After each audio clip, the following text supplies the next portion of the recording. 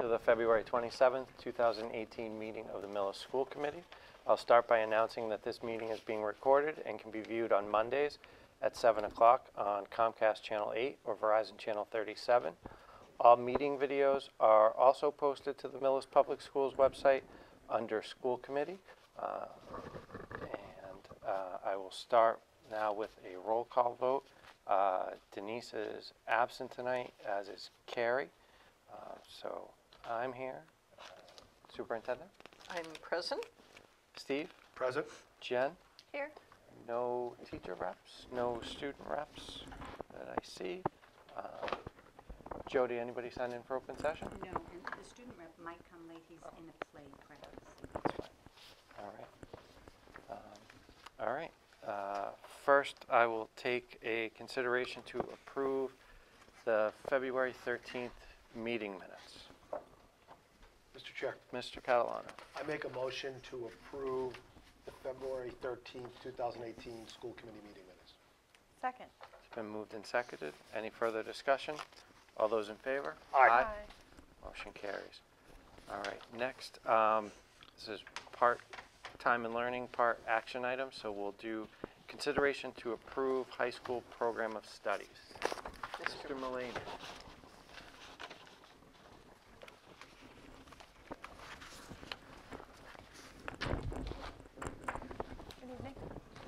Good evening. Good evening.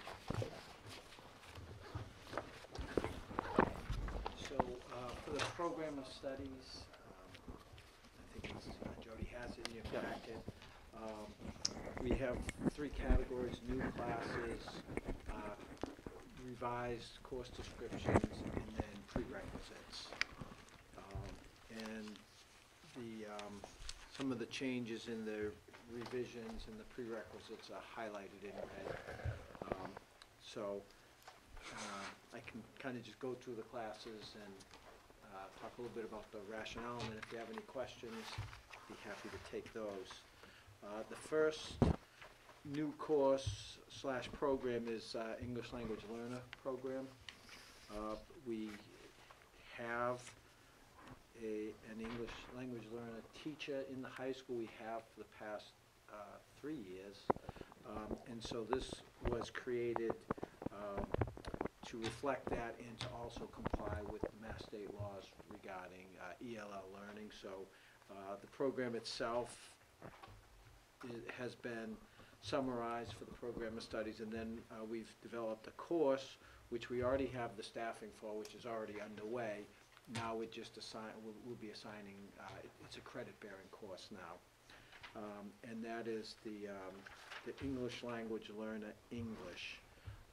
So when we have ELL kids come to the school, they do work on really an individualized basis with Beckett Long, our ELL teacher, who provides them with not only English language instruction, but also helps with the English language in context with other classes that the students are taking. And so by including this, we would be describing what we have, number one, and two, complying with Mass state regulations. The other class that's being categorized as new is actually a class that we've had for a while. It's the Chemistry 2 class. It's listed in the program of studies as a CP1 class, but kids can also contract to take it as an honors class. So the expectation, it's the same classroom, but the kids who contract to take it as honors have different expectations. So that course description will be included pending your approval in the program of studies. So will the CP1 still be in there? Right. So we're just doing two? Yeah, they Okay. run concurrent. Yeah. So It's just they're expectations both there. are Okay. different. The next new class would be dependent on staffing and enrollment. It's a molecular biology class, a biochemistry class that would also kind of follow that model, have CP1 as well as honors kids in the same classroom. And this would kind of tap into a lot of our, we've made a number of additions to our science curriculum over the past few years. And this would kind of be a natural progression for seniors who are really focused on life sciences. So they've taken biology, they've taken chemistry, and they've taken anatomy and physiology freshman, sophomore, junior year. As seniors, if they'd like to continue on that track of life sciences, this would be an offering for them. It's really going to be a function of enrollment. We have, right now, our senior class is our largest class with 109 kids. So they take up a lot of room in the science classes. So currently we're running 3 sections of anatomy and physiology. It might be possible that next year we only run 2 sections of anatomy and physiology, and then that would free up a section for a teacher to teach the molecular biology and biotech class. Question, Bob, if I may. Mr. Chair, there are 3 prerequisites. They have to take all 3, so there should really be kind of an and, biology, chemistry, and anatomy and physiology? Yes, there is a related class level. Or a related, okay. Yeah. So, I guess and the consent of the instructor. So presumably, I guess we could have a kid that took an online class, an online science class Okay. that would funnel them into this. But it would essentially be a course for seniors. For seniors, okay. Thank you. Yep. And then the next section is just course revisions, and those are kind of highlighted in red to help you out. But the first one is a Spanish 1 class. In the past, we've had a Spanish 1A and Spanish 1B, and students would take 1A their freshman year, say, and then the next year take 1B. And it was essentially a Spanish 1 class kind of spread out over 2 years. And, because of a number of changes in the programming, we're able to offer it as a single year class as a CP1. So essentially what we'd like to propose is changing the level of the Spanish 1 class from a CP2 level class to a CP1, moving it from a level 4 class to a level 3 class. And that would, the kids that take the Spanish 1 class feed into Spanish 2, and we only have Spanish 2 at the CP1 or honors level. So this would be to help with that transition.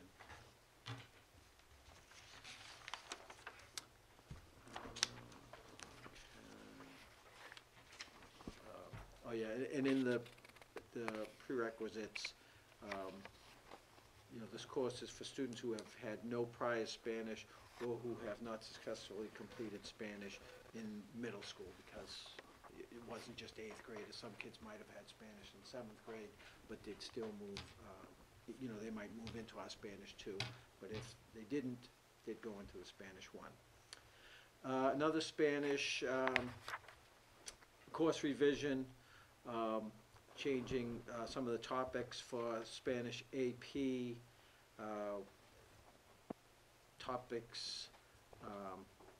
Topical themes for discussion include world challenges, public and personal identities, science and technology, beauty and aesthetics, family and community, and contemporary life.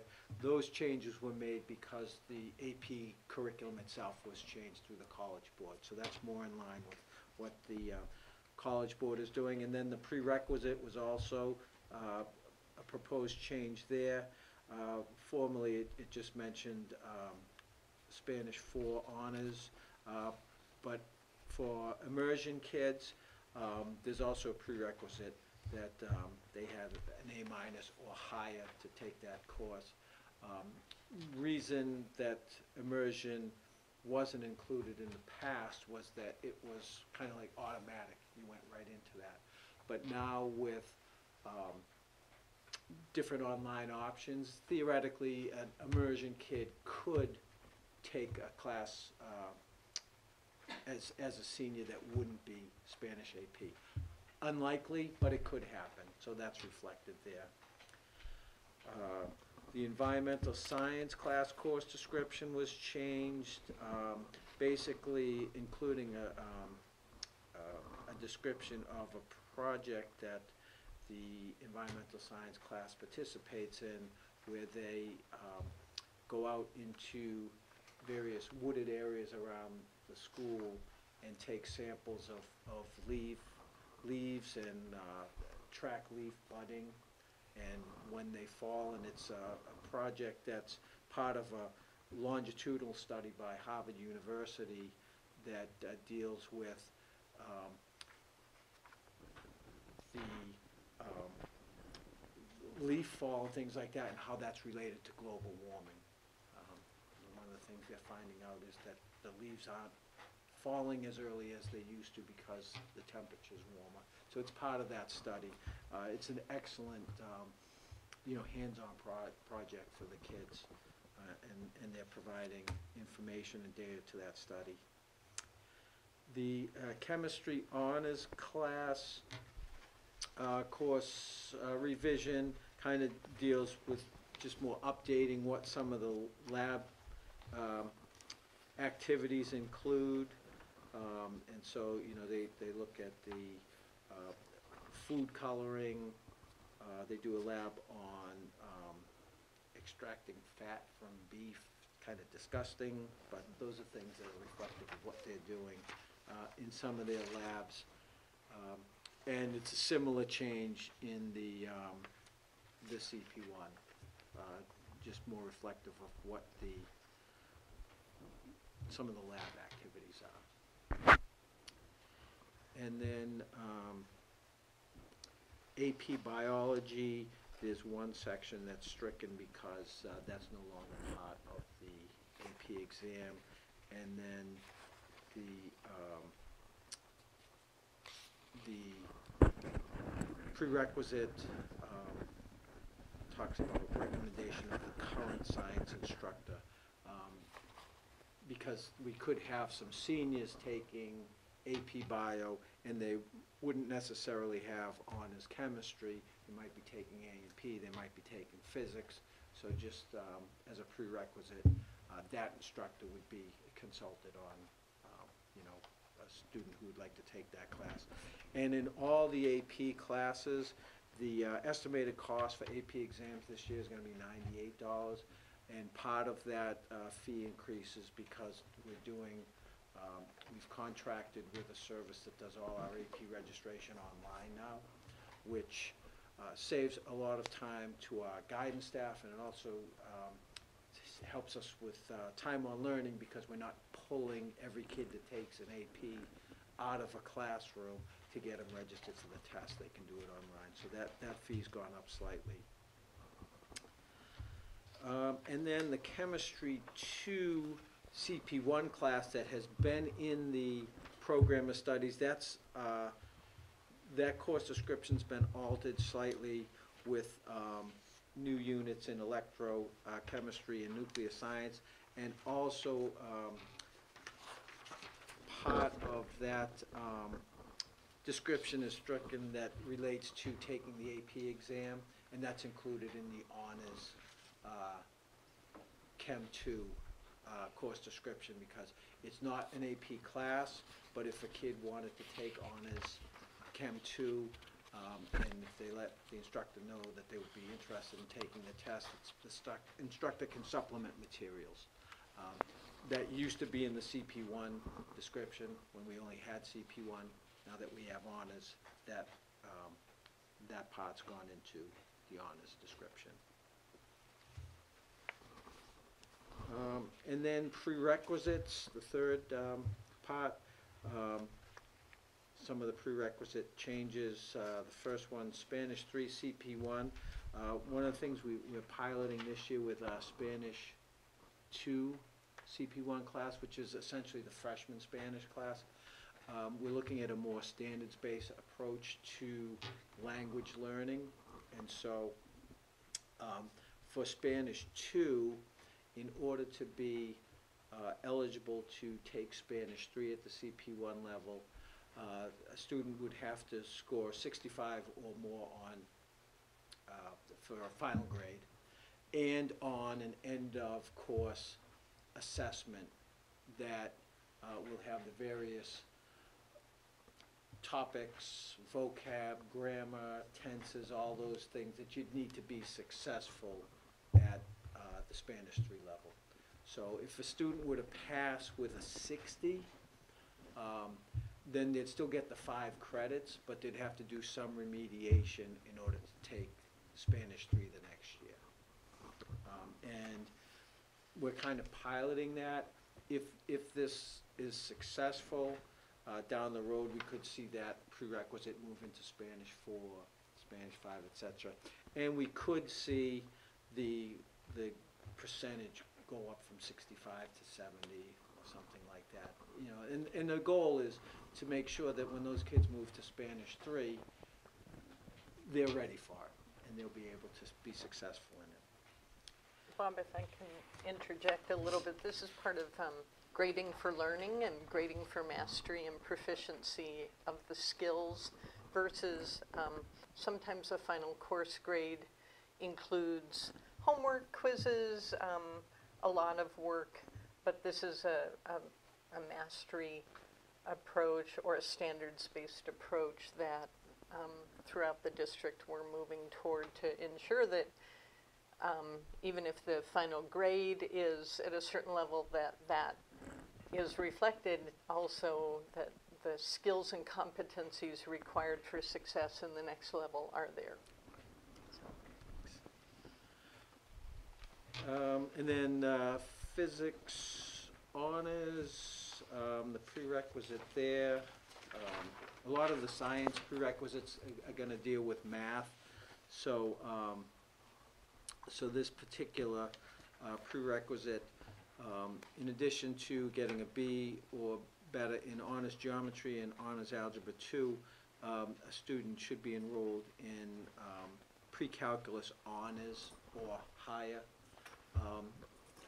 Previously, honors class, junior math class was pre-calculus, and our CP1 math class was I can't remember which course it was. I think it was discrete math. A few years ago, we changed that to a CP1 level pre-calculus class.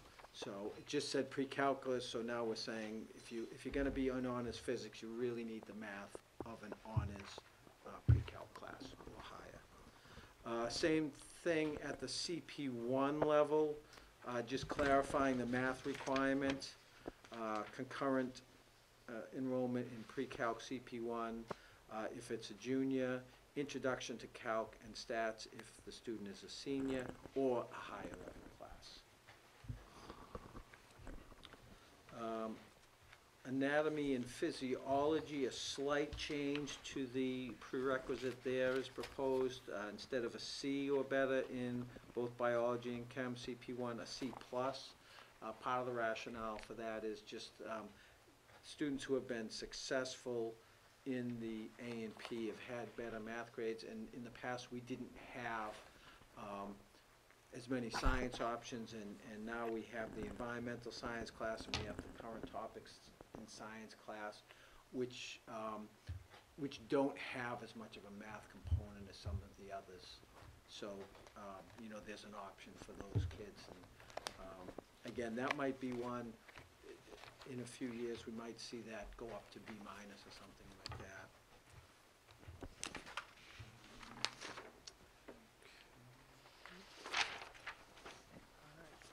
And then geometry honors, I think we're on the last prerequisite change. And the selection for this class, the Math department, in conjunction with the middle school math department, are in the process of developing an end-of-course assessment for the 8th grade students that will, again, look at the skills and competencies that those kids will need to be successful in geometry. So that assessment will be part of the criteria for honors geometry, and other parts will include MCAS scores in middle school, teacher recommendation. They'll all be weighed when determining the enrollment for the geometry honors. Great. Thanks. Anybody have any questions? Bob, just out of curiosity, does this impact, do we need to do this now? I'm just questioning why we do this now. You've come in a couple of times, and it's fine. Yeah. I'll support this, but is it because does it impact courses this year, or does it take effect? Right, next we're academic? going to start scheduling students for next year So very that's- soon. okay. Yeah, it will be the end of March. So that's why we need Teachers to will be do doing it for the next recommendations, school right, year. exactly, Fair enough. exactly. Mr. Chair, Mr. Catalano? I make a motion to approve the proposed handbook, the high school proposed handbook changes. Actually, pardon me, it should read Program of Studies changes, not No. handbook. Oh, I'm sorry. Not handbook, Yes, pardon sorry about For- that, thank you. the interruption. Mr. Chair, this is new. I make a motion to approve the proposed program of study changes for the 2018-2019 school year for the high school, as presented. Second. It's been moved and seconded. Any further discussion? All those in favor? Aye. Aye. Motion carries. Thank you Thanks, very Bob, much. appreciate it. All right. Josh coming in right on time. We'll go right to student representative. All right, thank you. First off, Shrek the Musical is going to be going on in the auditorium March 16th, 17th, 23rd, and 24th. And then this Thursday, the 29th, James Origo is, I don't know if that's how you pronounce his name, but he's coming in at 10 a.m. He plays guitar and wears boat shoes. That's about all I know about him. But that's a big part of his act, I've heard. Yesterday we had an assembly to discuss the Florida shooting and the proper procedures if there's an intruder like that in our school. And then the last thing is there's a Shamrockin' Fun Run / walk, 9 a.m. to 11 a.m., March 10th. Registration begins at 8:30. It's 2.9 miles, and it costs $20 for adults and $10 for kids. It's at, I believe it's at Tangerini's. I forgot to write that. Oak Grove, sorry. It is at Oak Grove, yeah. Thank you. Thanks, Josh. Thanks, Josh. All right, no teacher representative, so we'll circle back to time and learning. First up, we'll do the extended day budget overview and program update.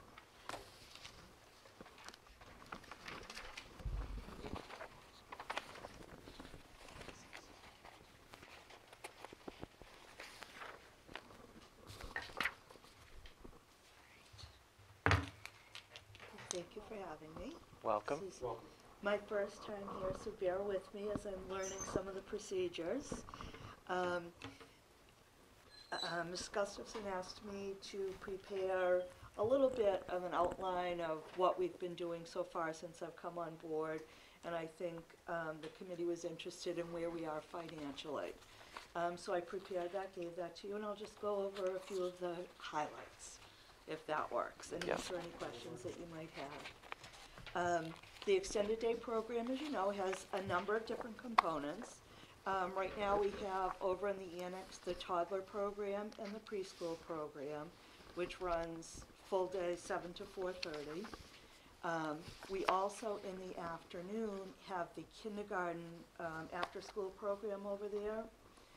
In the annex, we have before school, not in the annex, in Clyde Brown, we have the before school program for grades K to 4. and then after-school programs, grades 1 to 3. And then over here in the middle school, we have grades 4 to 6 after school. We've got a wonderful staff. Some who have stuck around while we went through a transition of directors, and then a few new staff this year. I'm really excited to report that the staff that we do have really have the kids at heart. And I'm very encouraged every day seeing the interactions that they have with the children in our care, and really working hard to find things that interest specific children. And so it's encouraging every day. It's exciting to see it as it grows and moves forward. The toddler preschool program this year, while the intent was to have the toddler program in one room where it's ages 2 and 3 and the preschool in another room, what we quickly learned was that some of our toddlers were a little more advanced and not napping any longer and that kind of a thing. And some of our preschoolers still needed a little of that extra. So we were able to share staff, space, and programming this year. So it really focused on the needs of the individual child. So while they may have been assigned either as a toddler or a preschooler, we often combined as they needed to.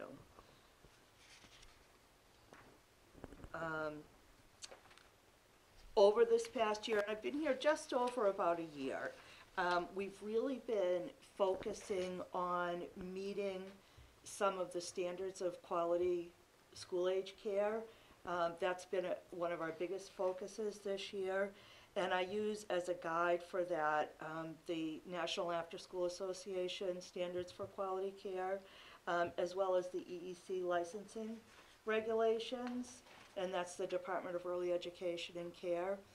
We're not a licensed program. As part of a school department, we are not required to be licensed, but I've always felt, and I feel here as well, those standards are in place for a reason. They're safety reasons, they're quality reasons, so we are really striving to meet all of those standards, even though we are not a licensed program. Which brings me to some of the highlights this year. One of the things that I'm sure you heard about, and that was one of our biggest changes, was we moved the after-school program, the grades 1 to 3, from the annex over to the Clyde Brown.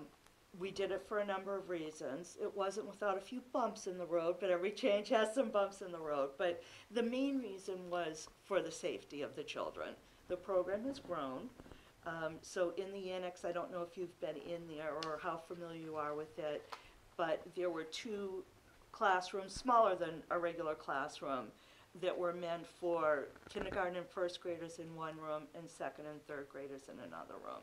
And there could be about 40 children in each of those rooms. So they were really bursting at the seams.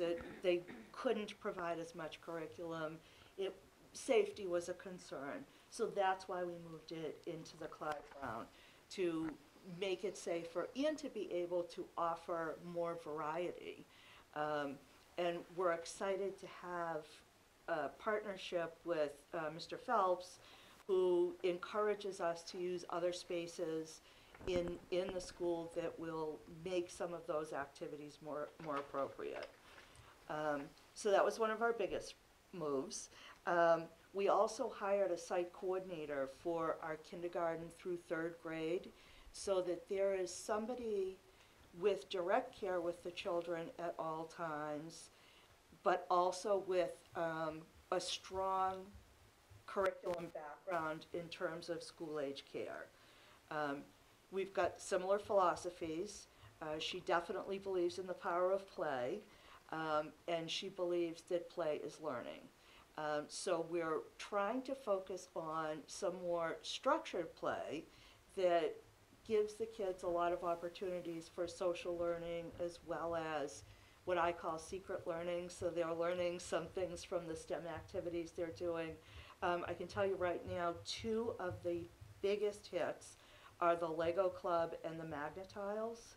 And you constantly hear them whether they know they're doing it or not, they're saying, well, how did you get yours to stay up taller? Or how did you make that one?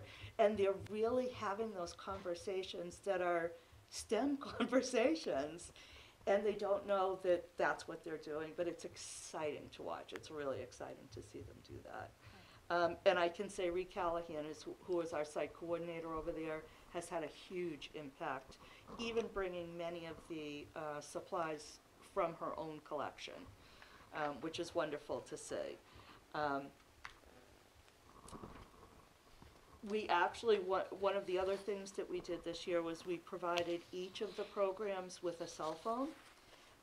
What I was finding was that there was one phone number for extended days, so parents might call me to get in touch with somebody who might be at the middle school, or, you know, and that's okay at times if it's not something that is a time constraint or they need to get right in touch with somebody. It's come in extremely handy in terms of our accessibility for parents, but also for us to be able to get in touch with parents when needed, right away, without that delay. So that has proved to be a huge boon.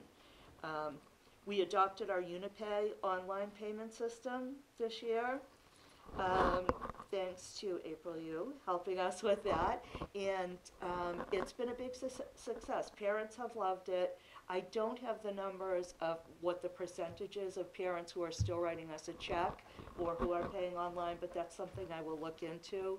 But I have had positive comments about that being available, and I think that it has helped with collections in terms of getting the tuition paid on time. So that's been a boon. This year, we offered, it was in October, we offered certification in first aid and CPR through the Millis Fire Department.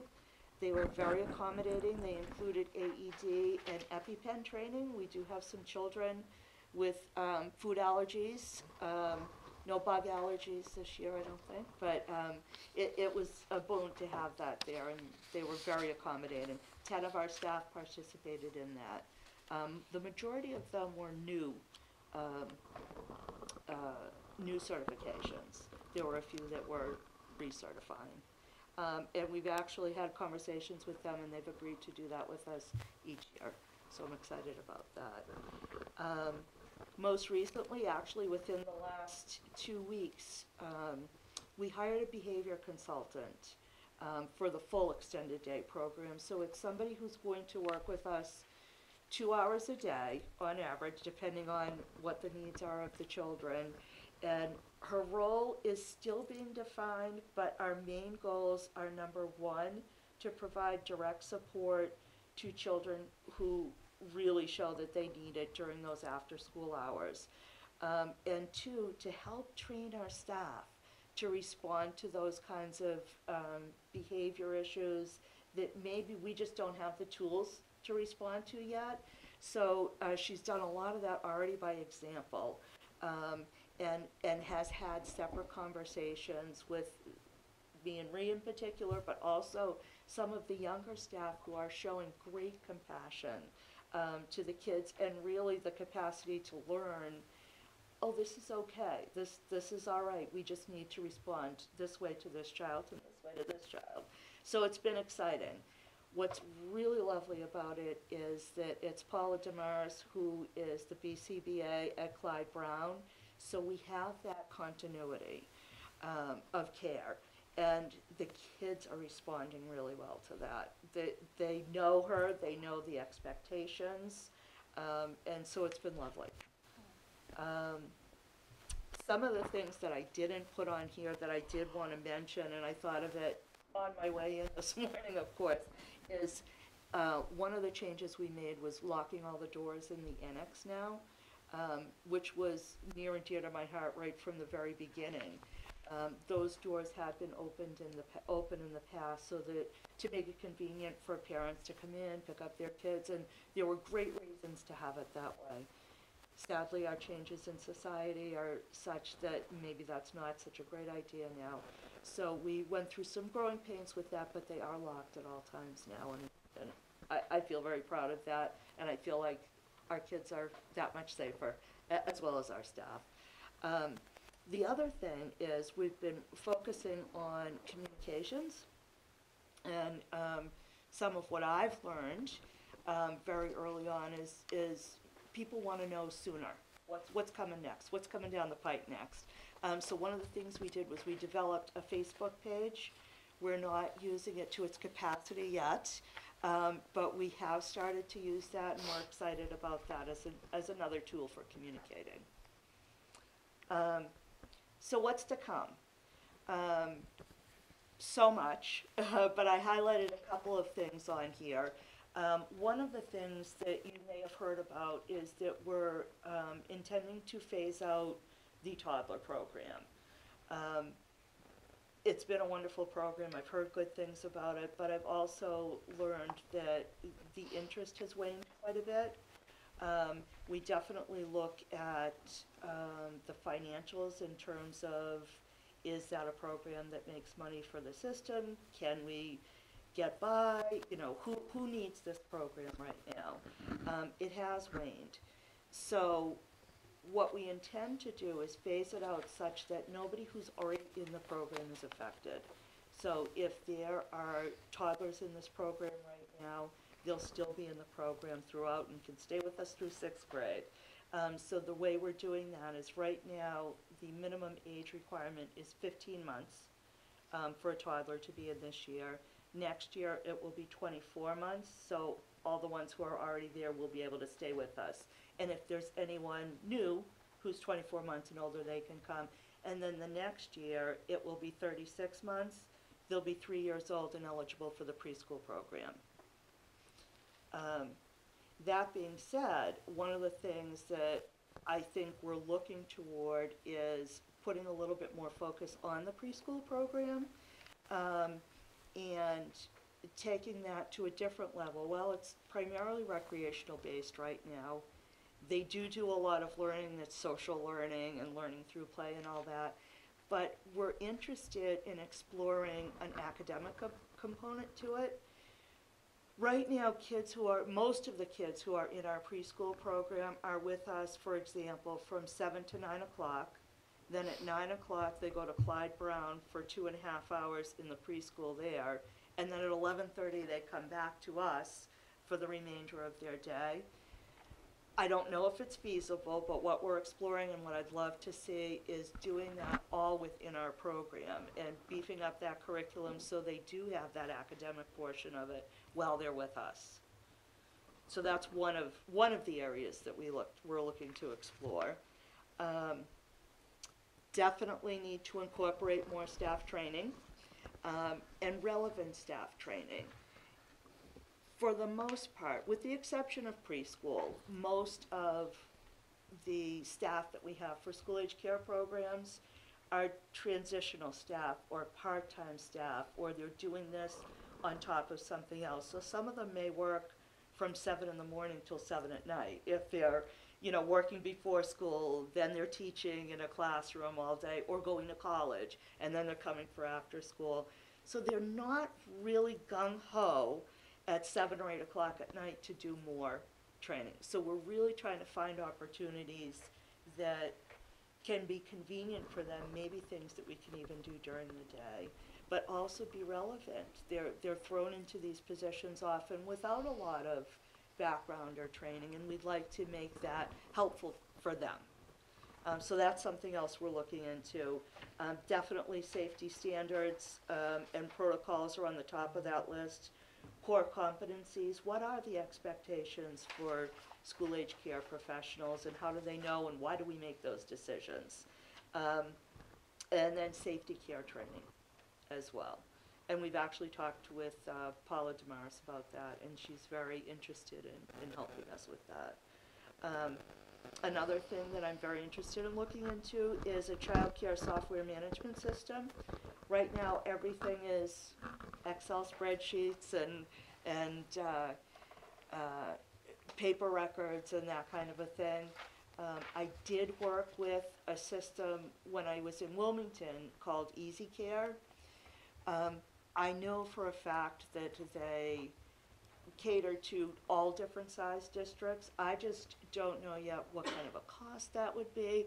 I could tell you in Wilmington, with a very large district, it was $6,000 a year for the online, which is a big hit for us here. But I think that's because we maybe had so many users. We had 8 different users there, and obviously a larger student body. The bonuses of doing that is, I know there's a component that has online registrations, which saves time and money in the end. It gives you much more accurate accountings we'd be able to share, for example, from the school year to February vacation or school year to summer. All that information will transfer over as opposed to re-entering all that kind of an information. I think there are other ways to look at it besides the online software systems, but that's something I would love to explore and move towards. The other thing that I noted on here that I would love to see happen at some point, hopefully sooner rather than later, is to explore having a program nurse during extended day hours. That would be primarily after school, but also summers and vacations. It could be an LPN. It doesn't have to be an RN, but it would be somebody who has the qualifications to make an assessment if a child had an emergency, like an asthma attack, a breathing emergency, some kind of life-threatening thing, or even needed medications. We've had children who have had a need for over-the-counter medications that we technically are not allowed to give those because we can't make the assessment. We're not qualified. Even though we might be able to do it at home, it's not our child. So we can't do that here. So I would love to have somebody on board who would be able to care for those kids when they really needed it. That being said, I do want to say we do have delegation beds when it comes to EpiPens. So if someone should have an allergic reaction that's an anaphylactic reaction, we do have the training to be able to do that, which is good for our parents to know. That's just a snapshot. I did want to point you to a quote that I had put in here. Mr. Rogers is one of my favorite people in the world, and I'm often very interested in trying to let people know how I feel about play and why I think play is so important. And his quote that he has on here says, "Play is often talked about as if it were a relief from serious learning. But for children, play is serious learning. Play is really the work of childhood." And so I invite anybody to come and watch them after school in particular. Watch them at play and look at what they're learning. It's really exciting to see. I added the financials that you were interested in. I know you don't want me to read all those numbers to you, but if you have any questions for me, I am very happy to answer them. And thank you. Thank you very much. I just have one question as I was Sure. reading through and as you were saying it. I just wanted to clarify that with regard to the preschool programming. Yes. So would the vision be to be in competition or cannibalizing the current I don't preschool? want to, no, I don't want to be in competition with the school, but I don't know if there are some parents who are interested in having them in one program. I wouldn't do it without finding out where the school is going first. I don't want to compete with the school. We're all one. So it wouldn't happen unless there was a need for it. Yeah. Okay. Is basically. As it regards to the cost of the toddler program, and we've got the high level financials of what the program in and of itself. Yep. I'd be interested, obviously not off the top of your head, but if you could share kind of a Breakdown. cost breakout by toddler program, preschool, however you looked at it. Yep. It would just be helpful to get an idea of, Sure. what the,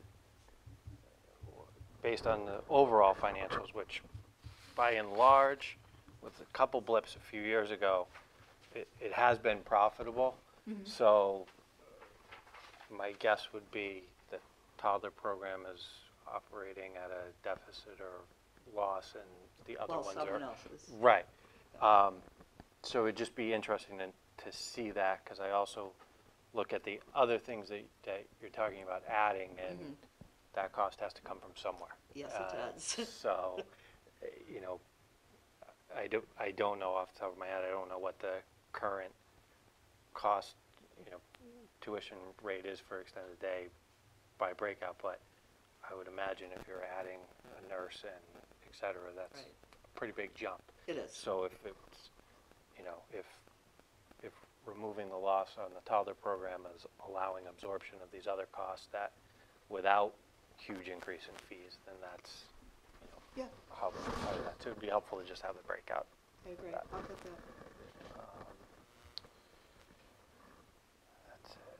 Anything else? Anybody else have any other questions? Yes, thank you I have- for coming in. Thank you for Both having of my children went through the program, and they treated them very well, and I'm a supporter of the program and continue to be a supporter of the program. And you are new, so some of this is the financials. I am not comfortable with the balance of $162,000, and I'm definitely not comfortable with the balance of $162,000 in there where you feel like you can't spend money on, or at least explore, a software program. It's probably a one-time cost and then a licensing after that. It is clear from me, by these numbers, that you have money to do that and to explore that. And clearly you want to look at it and see what it would look like over years, but you shouldn't feel limited. And I also think you have money for training. I understand the logistics of the training, Right. but you definitely, the salaries for a nurse is something I think is important. That's a safety issue, but that's something that we have to think about because that is reoccurring. Right. But I think you and Nancy should sit down and figure out what are the one-time costs, because even just this year, forecasted, we don't know for sure, but forecasted, we're going to end the year with $16,000 surplus. That's the hope. Right, and so we had 31,000 the year before. We hope to have 16,000, and once again, we're talking a projected end of 162. Right. There is money for one-time expenses, and it is a question of, once what Mr. Conroy said about looking at the phasing out of the toddler, I think you'd have to start to look at prioritizing what are some of your expenses, and I think a program nurse, right there from safety. Right. We always have 911 Right. for a true emergency, but if this is going to help manage some of the smaller or reoccurring, consistent and persistent issues, that is something that we should pursue, because that's safety, right? And that's always the paramount issue, is to make sure everyone is safe and the Right. program is functioning well. So, thank you for what you're doing, and I know you're Thank you. coming in, and you came in after a long-time director that, it's a tough task. Very well respected. Yep, Yeah. yep, she treated my children very well. That's right? good. And so, thank you for this, is helpful, but I also think that we should probably be seeing each other more sooner than later. We shouldn't be waiting, and I know you had a lot to do to get the program up and running, but now you're always welcome here. Thank And you. we are always, you can, never worry about giving us too many numbers, especially around budgets. Okay. That's what our job is, so. Okay. Thank you. Thank you very much. Good? Well, you said a lot there. That was good. That was good stuff. I don't know. Thank you for coming in. I agree. A prioritization just of some of your wish list items I think would be helpful here. And then Mark said just a breakdown by sort of the buckets of toddler program, through the basic categories. My children both went through the program as well, from the toddler room. So Wow. I do appreciate what happens there. And just the curriculum aspect of things in the preschool program, I guess I see that just based on the way you're describing, not to compete with the existing preschool program, but wrap around in those hours. My son went through, he was in the preschool program for a few hours, then he went to the annex. And so in the annex, he would have more preschool curriculum type. Correct. Programmatic type. That's the thought process, Right. and we obviously have a lot more Sure. tracking to do, because, you know, we do not want to be in competition with ourselves. Right.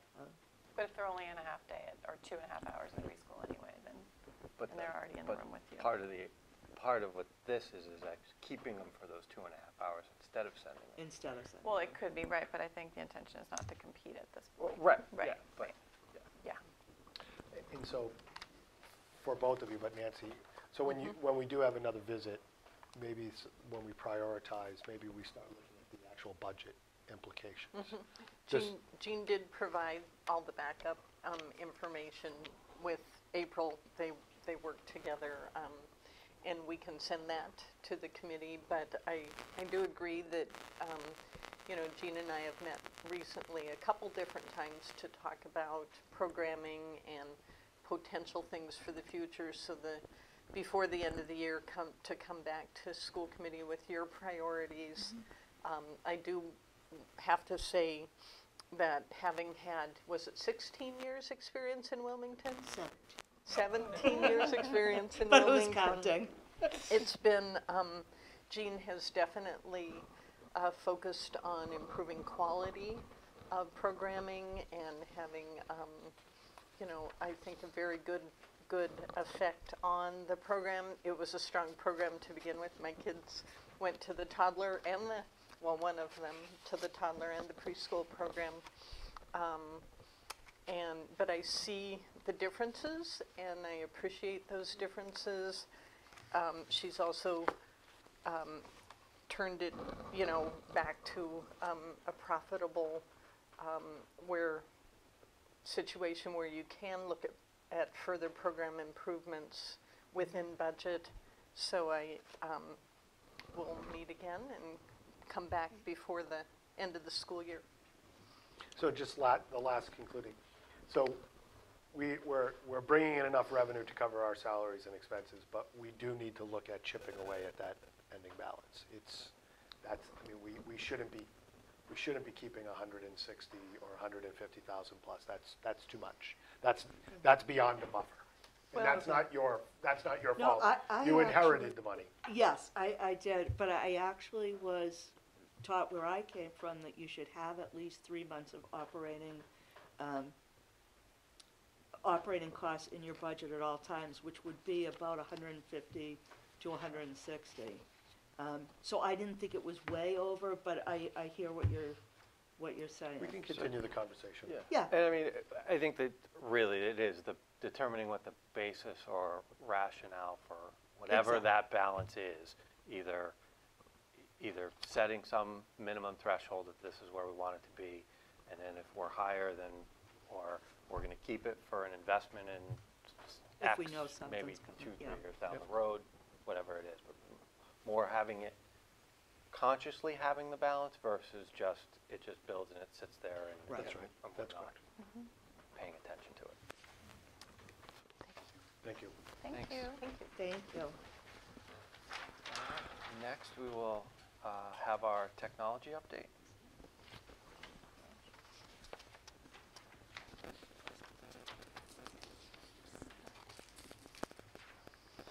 Good evening. Good evening. Welcome Thank you back. for having me again. No problem. See if we can get this going.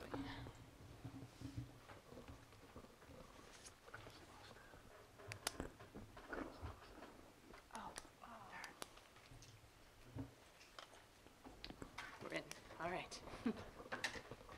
So thank you again for having me back. I wanted to talk a little bit tonight about the technology services funding and the replacement cycle. So first off, the digital learning tools that are used in our schools, just to kind of give you an overview, they really do help support and scale all of the personalized learning initiatives. I'm so impressed with everything that I see happening as I walk through the halls. Every device is being used. They wish they had more devices, and the variety of devices is really driving all kinds of innovation in our classrooms. It's at the center of all the communicating, collaborating, and organizational systems that we have in the district. It's been funded, supported, and sustained by, the town, the operational budget. Lease warrants have been a very big piece of sustaining all of our growth and success, and also other funding sources have been the school choice and end-of-year funds that we've used. A little overview of what we have for devices right now. And this, I think I told you last time when we got together, we're working on building our inventory and asset management. So these are numbers we've pulled from different inventories, and I'm trying to be as exact as we can be. But for the iPads that are iPad 2 or better, anything worse than that is really not working very well. We have nearly 950 iPads in the district. In Clyde Brown, those are shared, and some of them are dedicated to certain classrooms. I have a chart I'll share with you afterward. Middle school, grades 7 and 8 are one-to-one with iPads still. And then in the high school, as you know, 9th grade is with Chromebooks, 10th, 11th, and 12th are one-to-one with iPads. And we're nearly 470 Chromebooks in the district. We've really grown dramatically with that. That includes 40, how many do we finally get? I think 65 more Chromebooks that we just got to bring 6th grade to one-to-one. So they'll be able to go through testing and not have to share devices with Clyde Brown in order to accomplish the MCAS testing online. And the funding, were you going to address the funding for that, the recent purchase? Yes, so the recent purchase for those Chromebooks, the middle school purchased 15, and we purchased 40 of them out of the technology services operational budget. And one cart came out of the technology operational budget, and the other cart came from facilities rentals. So we sort of pulled around, and then we had fewer high schoolers, so we grabbed a bunch of the Chromebooks, another 15, I think. So we've managed to create two full carts, pull it all together. This is just a little breakdown. Clyde Brown has always gotten a lot of hand-me-downs, except for the Chromebooks, which were fairly new, but a very important piece of what I wanted to present to you tonight is when you look at the devices, and I'm sorry if that's too small for you, we have a fairly good distribution of devices across the grades. Not quite one-to-one, it comes out to be about 0.75 to 1 if you count all of the devices that are there, and this is just mobile devices, it doesn't include computer labs and fixed desktops. But if you can focus on this column here, out of the nearly 160, 70 iPads that we have in the building, almost 100 of them are iPad 2s, which are having trouble updating, having trouble loading apps, or having trouble with storage, having lots of troubles. So part of what we'll talk about tonight is what we could be doing about that. I spent some time going through previous years of purchasing and looking at how funds were spent prior to me coming, and the kinds of trajectories that we've been on for our purchasing. And this sums up the whole budget as best I could do simply. But more than 50% of what we spend from our operational budget is on devices and supporting and maintaining those devices. So anything that impacts our operational budget is going to impact that service and the devices that we help to provide. About 12% of the budget is spent on internet, a little bit of instructional technology, supplies, and audiovisual, and about 1/3 of our budget goes to contracted services like Power School, the website, First Class, our new inventory system, so all of these contracted services that are recurring each year. So the replacement cycle that was recommended in district is about 4 years as a useful life. And I would propose that the useful life, looking at just a 4-year cycle, is not always going to work for the devices we have now because of how quickly, especially with the iPads, how quickly things change. Even the charging cords change. So we're finding that the iPad 2s especially, less reliable, the battery life is diminishing, they're not making it through a whole day. The operating system and the apps are really getting increasingly harder to update. Certain apps won't work anymore. Storage is an issue, and then just the loss of functionality, and that impacts the classroom flow dramatically when you have devices that don't do what you were hoping they were going to do in class. So, and I would just point out down at the bottom, I think that we have to look at loss of functionality as part of that measure of useful life for devices. So what we're proposing for our FY19 purchases is we want to replace the grade 8 iPads and continue their one-to-one program. Those were purchased in the FY15 cycle and are 4 years old. And if we are able to replace those grade 8 iPads, then the ones that we have now, which are very functional, would be going down to Clyde Brown. They inherit, and hopefully they'll have all kinds of new stuff when they have their new building. And then also to replace 25 staff laptops, which were also purchased in FY15. And purchased an additional 5 laptops for the TV production studio. They got 5 this year, and 5 more would enable them to, as a larger group, they're sharing these laptops, and they're doing some phenomenal work, but it takes them longer, and they're using some lesser devices, and so things crash, they don't work, they lose things. So important to support that. And then also to upgrade several teacher laptops to extend their useful life. So getting some solid-state hard drives and some extra RAM can really boost a number of the laptops that we do have that still have a little useful life in them. So the lease agreement, I believe you got that a little while back. But for FY19, what we're requesting is to continue the lease warrant agreement that we've had in the past. And I have a chart in there that just shows, historically, this has been what has been sustaining district programming around digital learning tools. So we would like to request to continue that, to replace the iPads for grade 8, to purchase the laptops for the TV studio, and to replace some laptops for staff, and then of course to fund the prior 2 lease warrants that are still outstanding for year 2 and year 3 of 3. And this is just a historical view. There was a question about staff laptops, how many we have, and how old they are, and where they are. I don't remember who among you was asking that question, but we popped that into the memo. We have about 140 staff laptops. Page 2. Yeah, page 2 of the memo. Yeah. FY19 is when we would have replaced laptops that we purchased in FY15. One of the trends that I noticed here is that over time, it's always been 35-ish laptops. We are asking for fewer this time around because we know we can upgrade some of the ones that we have, and we're also trying to make the most of what we can get from this lease warrant. I wanted to talk a little bit about the staff laptops. I know we want to definitely be talking about student devices, but how integral the staff laptops and their functionality is to the operations of what we do every day. Teachers are preparing and accessing content, so are the students. They're preparing the reports that show how students are doing.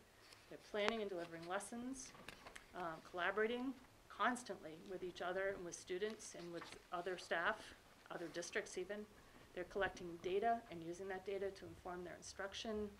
They're communicating constantly, conducting assessments, and doing so many other essential functions that when they have a non-functioning device,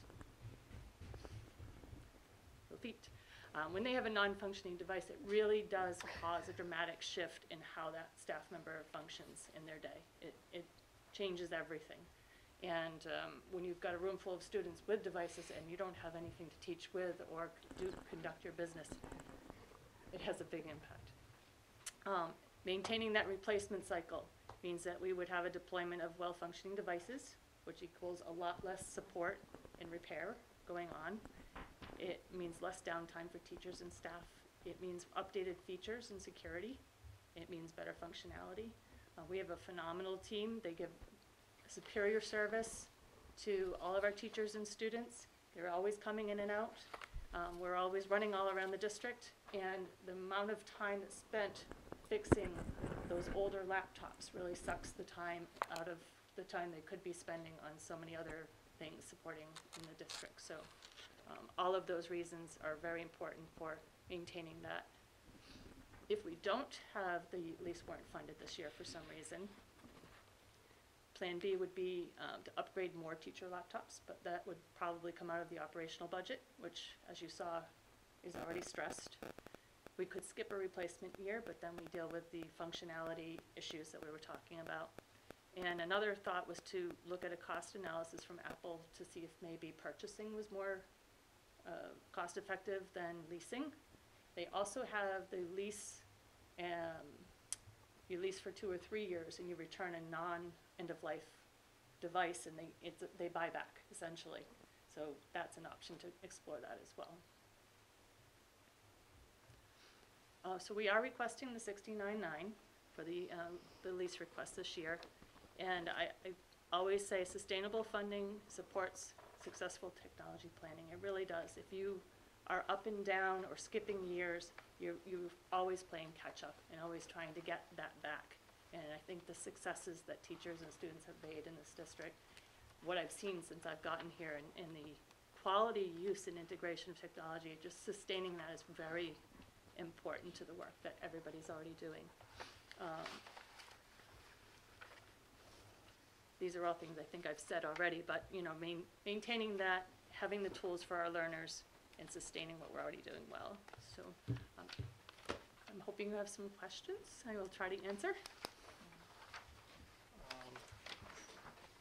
First, thank you for this presentation. You first mentioned what our current allocation of spending is between equipment, devices, technology, maintenance.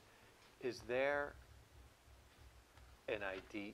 Do you have an idea of what you would like it to be? Is this kind of where we'd want to be, or? This seems to be working. Okay. If we have some flexibility in what we're able to purchase as far as devices and equipment because of the way the funding is set up. Yeah. And again, looking historically at spending, this seems to have worked. It seems to have sustained what they've been trying to do. And then, of course, the end of the year funds and choice funds have allowed us to boost certain areas. Reaching one-to-one pretty much across the board, middle school, high school, is huge. And knowing that we'll be getting closer to that in elementary school. Like next year, we would be able to supplement some of the elementary school a little bit more, and then, excuse me. Mr. Chair? On the very last page that we have in our packet, does this include your proposal that you just presented to us? The breakup by fiscal year, so for fiscal 19, does that include this proposal? Which sheet was that one? It's the useful life should be replaced funding source. Oh, that one. So does that include FY19? So the proposal that you just suggested that we need to replace this number of iPads and this number of Chromebooks, is that all Yes. factored here in FY19? That was in there. Okay, thank you. Can we get this sent to us? Because there's some information in there that's not in here. Absolutely. That would be helpful. Yep. I tried to put any of the charts. There was some stuff at the very beginning, some numbers. Oh, yes, because I had just finally Yeah. finished that's putting fine. that piece together, yes. It's fine, but we can keep it in the, Yep. Would you like a PDF, or do you want the presentation? no, a PDF's fine. Okay. So the one thing that I would highlight, and this is very helpful, this schedule.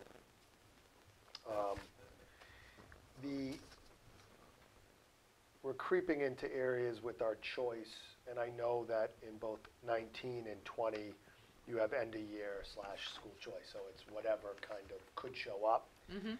I think where, as you start to plan and become strategic, the ability to, our pots of money at the end of the year may be going away.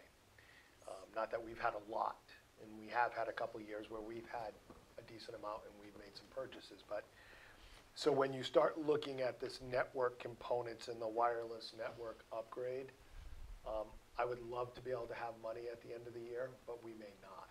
Mm-hmm. So I don't know how that impacts your planning, whether we have to look at, that kind of the worst case scenarios, we don't do a year of replacement on laptops, because if we don't replace that wireless network, we're all down. So that's your world, but I just, from a strategic budget standpoint, that those end of the year kind of savings where we spend on the Those bigger. feel more like bonus than things to count on. Yeah, unfortunately, I wish it wasn't like that, but I think that's where we're going. So sustaining the lease warrant would help in that capacity, because right now we've been increasing our devices. If I were to chart it out, you know, every year we're buying more and more and more. We're going to reach a point where we're in a replacement port cycle rather than always increasing and replacing. So I think that strategically that's going to show up. And then also a portion of that here, the 34% in green, that is kind of a bucket where we decide how What much. was green, was that purchases? Yeah, Okay. that's equipment and devices, so, we have some flexibility in there is what we're able to buy. So there's a lot of in the moment with technology, as you know, so having that chunk of funds available to take care of whatever that in the moment is, if it's that we don't, that we need to try and not share devices across 2 schools so that MCAS testing doesn't take 3 months. Those are the kinds of things that we can plan for.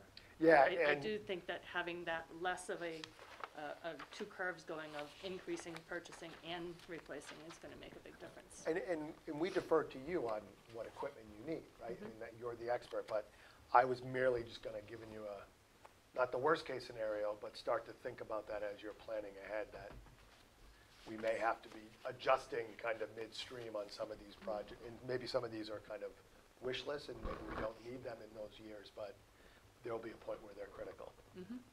Also, our digital learning and innovation plan should be done in time for you to hear the presentation of that in June, and hopefully some of the goal setting that we do will help lay out a longer term plan and a plan for checking in to see where we are with certain things along the way.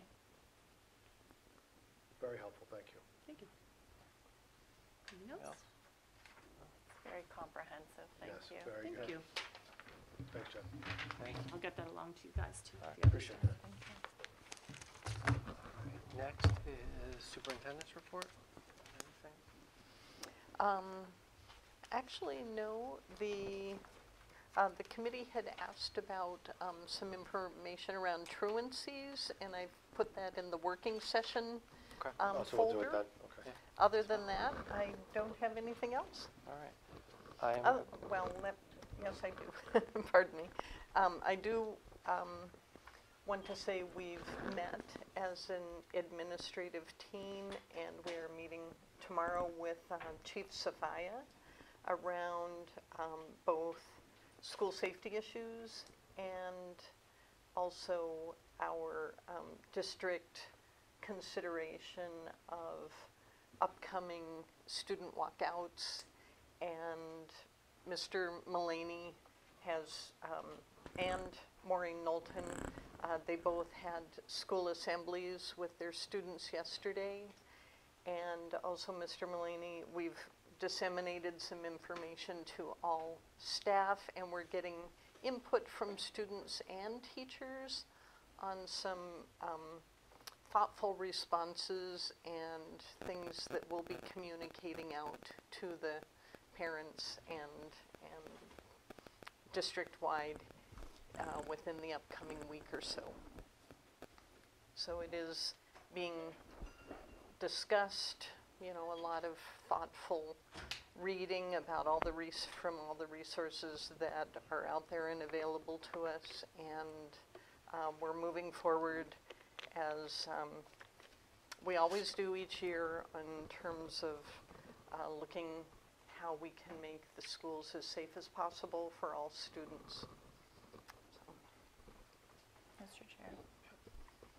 Does it also cause a relook at maybe just mental health and student mental health and safety and communication with students? I know we're always looking at that, and We do, and in fact, our whole focus this year has been on strengthening our tiers of student support in the social emotional learning areas. And so we do have a very strong social emotional support comprehensive program with many levels of supports for students. We're very fortunate that we're a small district that also, because we've always had that motto, well, not always, but for many years now, small school, big family, and we operate on very close relationships with our students that we feel, and Mr. Mullaney, you know, we all talk with students, students talk with us. Of course, there's always the potential out there, but there is a strong component to that. And on our school committee calendar of topics, we had scheduled an update for school committee and the community on all that's taking place around social emotional learning in the district this year, and the strengthening of our tiers of support. So we could, I think that was scheduled for March or I think April. So we'll be, but including that and maybe including a little more detail around the supports for students in the behavioral health realm is part of what we can get out and communicate to the community. Thank you. And I think on Thursday there's an active shooter presentation, police and fire coming together for the community. They did one last week, which I heard was attendance was, I think it was 80 people there, something like that. And people who attended said they did a great job with it. It was very beneficial. I think there were a lot of questions about how the public safety works with the school and what set up both existing and how communication is going with the new building, and people that I know who attended thought it was done very well by both Chief Safai and Chief Barrett. Is that something that just adults attend, or do children, students, are they? It was open to everybody, Okay. and I've heard anecdotally that they're expecting more people to bring kids to the one tomorrow night than, I don't know that there were too many kids at the one last week, but I've School heard. vacation week, right? Yeah. Okay, thank you. Chairman's report, I'm going to defer the discussion on naming of the new elementary school until we're all together. And I don't know if anybody has an update on the elementary school building committee. And we can pass on that. No correspondence. School committee announcements? I have none. All right. No old and new business. We will be adjourning to a working session, not to return on camera, and we will have no executive session tonight. Mr. Chair, Mr. Catalano. I make a motion to adjourn from open session to working session to discuss FY19 budget, not to return to open session. Second. Moved and seconded. All those in favor? Aye. Motion carries. Thank you very much.